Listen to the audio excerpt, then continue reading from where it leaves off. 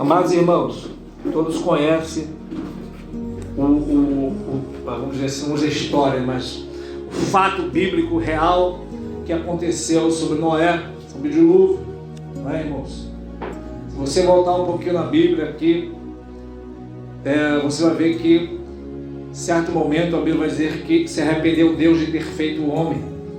Não que Deus se arrependa, porque Deus não é homem para que minta, nem filho do homem para que se arrependa.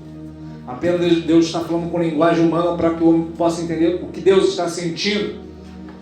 Então a Bíblia vai dizer que Deus, ele resolve destruir o homem da face da terra, porque o pecado estava demais. Aleluia! Mas se você voltar mais um pouquinho ainda, né? Se você voltar lá para o início de todas as coisas, como Adão peca, o filho de Adão, Caim, ele vai matar Abel, porque o pecado entra no mundo, né? E ali vem o primeiro assassinato. Depois disso começa, né, o pecado evoluindo, o pecado vai multiplicando, o pecado vai aumentando de tal forma que quando chega um determinado momento, o pecado está tão grande na terra que em Gênesis 4 vai contar sobre a genealogia, né, de Adão até Noé. E nessa genealogia vai falar algumas características dessas pessoas, né? Aí vai contar sobre Enoque, que andou com Deus e foi levado. Mas o que me chama a atenção é que quando Enoque, a Bíblia diz que ele viveu 65 anos e a partir dali ele passou a andar com Deus. Ele foi pai, né, de um filho chamado Metusalém. E quando ele é pai de Metusalém, a Bíblia diz que depois que ele foi pai, depois que Metusalém nasceu, ele passou a andar com Deus. E você sabe que só quem muda uma pessoa é Deus, é Jesus, né? Filho não muda ninguém, só quem liberta é Jesus, né? Porque quando meu filho nasceu, Mateus falou, agora ele é quieto, agora fica quieto, o filho nasceu, não adiantou nada, a gente, porque o ímpio, quando a pessoa está no mundo, o que ele faz? E é aniversário, nasceu um filho, ele vai comemorar bebendo, e para tudo ele tem uma desculpa, né? Para usar droga, para beber. Então, quando o filho de Enoque nasceu, Metusalém, né?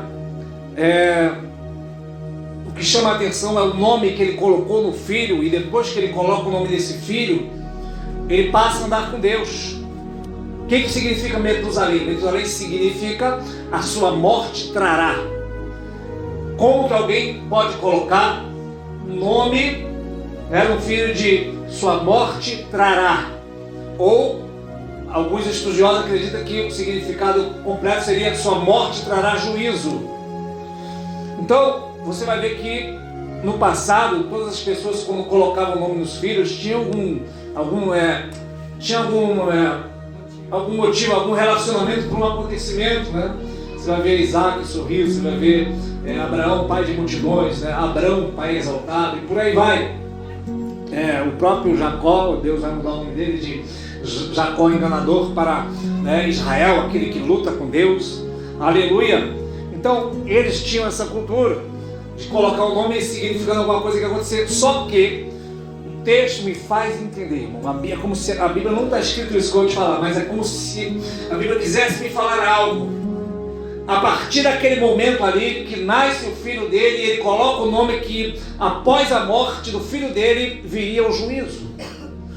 E ele passa a andar, ele tem uma mudança drástica com Deus. Este homem chamado Enoque, ele passa a andar de tal forma com Deus que ele anda 300 anos com Deus. Aleluia! Já parou para pensar nisso? Andar 300 anos com Deus. Às vezes a pessoa anda um ano, já acha que é muito, aleluia, andou 300 anos com Deus. Não foi visto mais, foi tomado para si, porque visto que antes de ser tomado, ele agradou a Deus. Mas, este homem chamado Metusalém, irmãos, ele, no ano que ele morre, irmão, ou pouquíssimo tempo depois que ele morre, vem o dilúvio.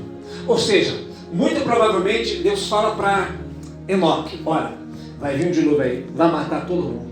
Mas enquanto este homem chamado Metusalém estiver vivo, o dilúvio não vai vir. Agora, sua morte trará o juízo. Aleluia! Só que depois dele ainda vem Noé. E quando Noé nasce, irmão, se você voltar aqui um pouquinho sobre o nascimento de Noé, você vai ver que o nome Noé significa repouso, não é? E aí eles vão falar assim, esse trará repouso, vai ser com esse que vai ser feita a obra.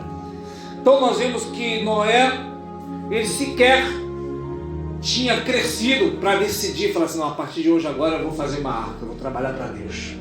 Eu vou ser carpinteiro. Mas ele era mal nasceu, um bebê. Saiu da barriga da mãe e falaram assim, repouso, porque ele dará repouso, né, para o povo. Ou seja, Deus de antemão já tinha um propósito com Noé. Aleluia. E Deus também tem um propósito com você. Você pode dizer aleluia? Não é você que escolheu a Jesus. Não é você que escolhe a Deus. Você já deve saber de qual é salteado São João 15,16. Amém? Não me escolhestes vós a mim, mas eu vos escolhi a vós e vos nomeei, para que vá e dê fruto, e vosso fruto permaneça, a fim de que tudo quanto pedires ao Pai, Ele vos conceda. Aleluia! Então Noé, irmãos, para resumir aqui, para chegar no texto que nós lemos, Noé ele cresce, aleluia, em um determinado momento, louvado seja o nome do Senhor, com cerca de 500 anos de idade, aleluia, Deus vai falar com ele, constrói uma arca, porque é vindo a destruição sobre a terra, aleluia, o pecado já cheira mal nas minhas narinas, aleluia, porque chega uma hora, irmão, em que Deus só resta destruir o pecador, aleluia. Então Noé ele vai obedecer a Deus. Deus mandou como ele tinha que fazer aquela arca, né, com betume, com a madeira específica, né, ele teve que fazer tudo conforme Deus mandou, uma porta só, uma janela só, aleluia. Ele estava ali com seus filhos, né, seus três filhos, Sem, Cão, Jafé, as esposas e a esposa Noé, total de 8 pessoas. Só que aquela arca, cerca de 300 côvados, que dá quase 150 metros, deve ser daqui mais ou menos no final da rua, né, mais ou menos, não sei. Caberia, irmãos, muita gente, aleluia. Mas a Bíblia vai dizer, no livro de Pedro, que Noé, ele era pregoeiro da justiça. Noé pregoava a verdade. Noé dizia, olha, Deus vai matar vocês tudo com dilúvio, não vai escapar nenhum, porque a Bíblia diz que ele era pregoeiro da verdade. Ele não pregava autoajuda, ele não pregava, não é, palavras de sabedoria humana, ele pregava a mensagem que Deus deu para ele. Então ele dizia, venha para a arca. E a Bíblia diz que muitos zombavam, muitos não acreditavam. E assim será na volta do Senhor Jesus. Aleluia. Essa mensagem nunca é ultrapassada. Aleluia. Nós poderíamos aqui falar sobre várias coisas, mas a mensagem continua verdadeira. Jesus está voltando e as pessoas fazem pouco caso da palavra. Aleluia. Nós vemos, irmãos, que, para resumir aqui tudo, ele constrói a arca, em determinado momento, Deus manda ele entrar, no ano 600, ele demora 100 anos para construir a arca. Demorou 100 anos e ele vai ficar 1 ano só dentro da arca, aleluia. E depois Deus fala para ele, sai da arca, aleluia. Ou seja, quantas vezes você pode estar apegado a algo, você pode ter pensado, eu trabalhei tanto nisso, agora eu tenho direito a isso, aleluia. Noé poderia falar, não Deus, deixa eu ficar na arca, porque eu trabalhei 100 anos, agora você está mandando largar, aleluia. Se apegue somente a Deus, você pode dizer aleluia. Se apegue só a Jesus, não se apegue nas obras das suas mãos, aleluia. Se apegue somente a Jesus, no querer dele. Então Noé, ele está dentro da arca, aleluia, e aqui entra a leitura que nós fizemos. Depois que ele está na arca, a Bíblia diz que Deus fechou por fora e ele vai passar 1 ano dentro da arca. E nós começamos a leitura lendo o seguinte: e lembrou-se Deus de Noé, aleluia. Não que Deus houvesse esquecido, não é, irmãos? Porque Deus não esquece de você, aleluia. Isaías 49, verso 15 vai dizer, pode ser que uma mãe esqueça do filho do seu ventre, do filho que amamente, todavia o Senhor não esquecerá de ti, aleluia.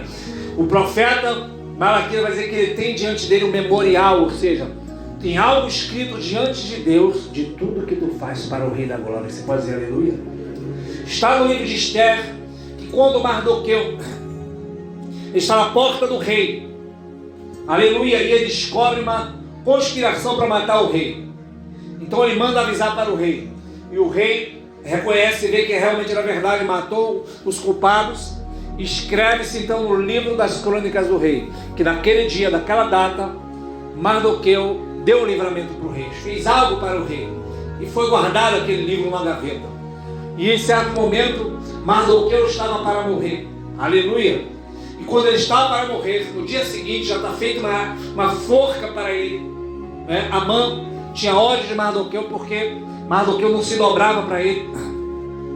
Então a Bíblia vai dizer que então Amã mandou construir uma forca de 50 côvados, uma grande forca para matar Mardoqueu. E o que Mardoqueu vai fazer? Nada, só está buscando a Deus, está orando, está confiando em Deus. Então a Bíblia vem dizendo que naquela noite anterior à morte de Mardoqueu, o rei perde o sono. O rei não consegue dormir. E o rei vira para um lado, vira para o outro. Então a consciência do rei pesou. Deixa eu ver se eu estou fazendo alguma coisa errada. E foi buscar no livro das crônicas e achou lá que Mardoqueu tinha dado o livramento para o rei. Então ele chama os seus conselheiros e pergunta: o que fizeram com este homem? O que deram de recompensa para ele? Falaram: nada. Aleluia. Então ele chama o homem mais sábio que ele tinha, que era o próprio Amã, e fala: ô Amã, deixa eu te fazer uma pergunta. O que se fará ao homem cuja honra o rei se agrada? Aí Amã pensou assim: opa, de quem o rei se agrada senão de mim? O rei vai fazer alguma coisa por mim. Então Amã fala para o rei: rei, o homem que o rei se agrada, o rei fará o seguinte: dará sua veste real, colocará ele no seu cavalo real, colocará alguém para pregoar na rua e dizer: eis aí o homem cuja honra o rei se agrada.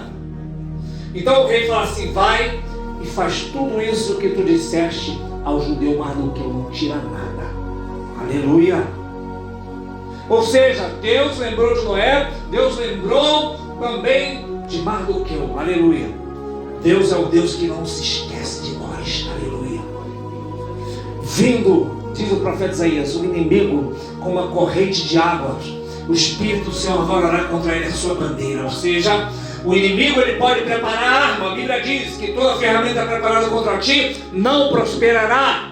Ou seja, o adversário que Deus trabalha, prepara a arma dele e depois jogar no lixo. Aleluia. Porque tudo que o adversário possa estar preparando no oculto, aleluia, vai se voltar contra ele. E o que vai acontecer com... Quem já leu o livro de Esther todo, você vai ver. Leia, tá? Que esta forca que Amã fez para Mardoqueu, ele mesmo vai morrer na forca. Aleluia. Então nós vemos que Deus, ele vem na hora certa, irmão. Aleluia. Deus não está se atrasando. Deus não está demorando. Aleluia. Ele vem na hora certa. Aleluia. Qual é o momento de Deus, irmão, trabalhar? É hoje. Você pode dizer aleluia? A Bíblia diz que seu nome é Já. Aleluia. O seu nome é Já. Você já leu isso no Salmo 69? O seu nome é Já. Ou seja, o seu nome é agora. Porque a Bíblia vai dizer que tudo aquilo que você pedir em oração, crendo a Deus, que já recebeu, tê-lo-eis. Ou seja, não diz que tudo aquilo que você pedir a Deus, crendo que vai receber, você terá. Não, diz que tudo aquilo que você pedir a Deus, crendo que já recebeu, tê-lo-eis. Ou seja, mesmo que você tenha orado e você não tenha recebido, você não está vendo, aleluia, você já recebeu pela fé. Você pode dizer aleluia?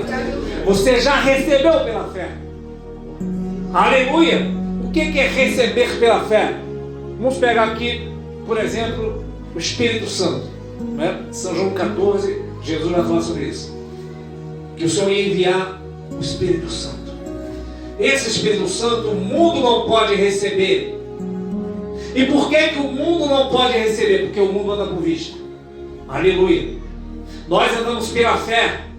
Aleluia. Você já leu, por acaso, Hebreus capítulo 11, onde fala sobre a galeria da fé, dos heróis da fé? A Bíblia vai dizer que eles venceram pela fé. Aleluia. Interessante que, não sei se você sabe disso, que em 1500 e pouco, aí foi um homem chamado Gutenberg de alguma coisa, ele inventou a imprensa. E ele inventou esse livro, né, esse modo de botar livro. Naquela época os livros eram feitos como um rolo, um pergaminho. Então essa ideia de organizar os livros em capítulos e versículos veio muito depois, não na época dos profetas. Então o livro de Hebreus capítulo 11 e 12 é tudo junto.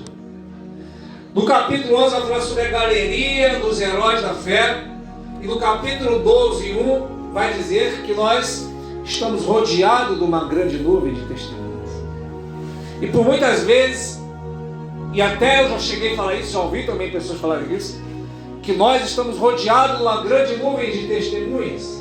As pessoas estão de olho na gente. Eu te faço a seguinte pergunta: Quem falou que o servo de Deus tem que dar satisfação para o ímpio? Aleluia. O ímpio pode estar te olhando, mas você não deve nada a ele. Aleluia. Teu compromisso é com Deus. Aleluia. Claro que se você trouxer escândalo, a Bíblia vai dizer, ai daquele por quem vem o escândalo.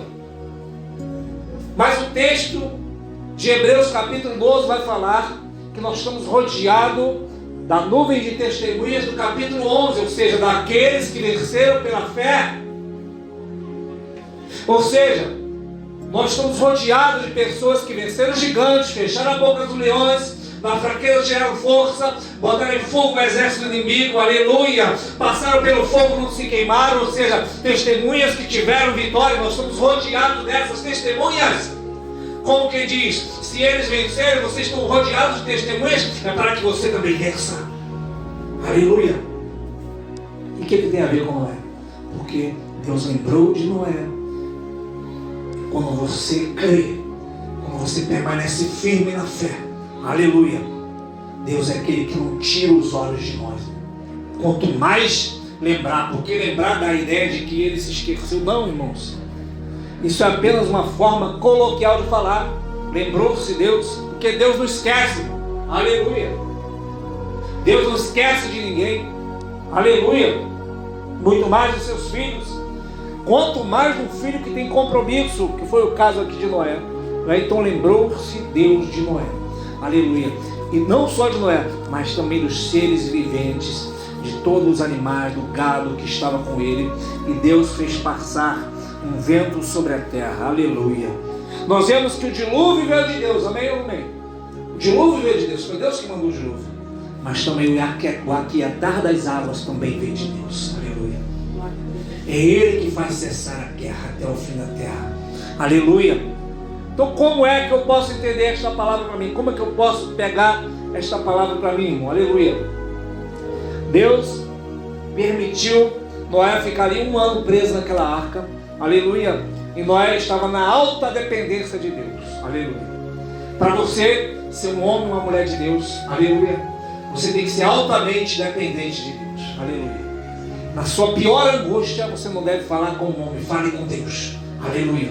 Sabe por quê? Porque no caso de Noé, aleluia, Noé não tinha como ligar para ninguém, não tinha como falar com ninguém, não tinha como pedir ninguém para ajudá-lo, a não ser Deus. Confia em Deus. Aleluia. E Deus se lembrou de Noé, e é como se tivesse a Bíblia falando assim, chegou o momento, aleluia. É chegado o momento, Noé, aleluia. Está chegando o momento e é chegado, aleluia. Eu me lembrei de você, de tudo que você passou, do teu trabalho, da tua labuta, e o Senhor fez passar um vento, aleluia. Só que este vento era para acalmar as águas que estavam turbulentas, aleluia. E Noé precisava disso.